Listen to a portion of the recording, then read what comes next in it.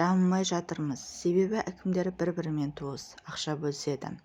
Қазақ еліндегі әлеуметтік процестердің ортасында жүрген журналист, қазақшыл азамат Жолымбет Мәкіш мемлекеттің неліктен кейін кетіп, дамымай жатқанына қатысты пікір білдірді.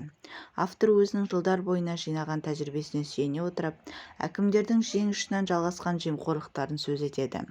Ел көшін алға сүйреуді ойламай, өз қызметін пайдаланып, бақ-дәулетін арттыруды көздейтіндерін ашық айтады. Қазақстанда бір жерге әкім болып, басшы болып келіп жатқандарға қарасаңшы, біреуі бір мықтының, бір олигархтың туысы не досы болып шыға келеді.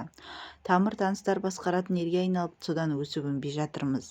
Ең ақшалы жерге өз адамдарын тартып, бір-бірінің көңілін қимай жүреді сосын. Ондай жерде мықты маманның сөзі жүрмейді.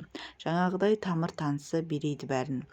Олар бір-бірінің сеніміне кіріп, бір-бірінің тілін табады, ақша тапса бөліседі. Біреуі бір жерге бастық болып барса, көкелері ақшалы жерді соған сеніп тапсырғандай болып жатады. Қазақстанның сабақ жіпте шығармай тоқырап тұрғаны да содан, деді автор. Әлемдегі алдыңғы қатарлы көп мемлекеттердің даму тарихына назар салсақ, олар ең алдымен коррупцияның тамырына балта шапқан. Автор да ұлтына, ар-ұжданына, адал азаматтар есіне араласқанда ғана қазақ елінің өркендейтініне сенімді екенін айтады.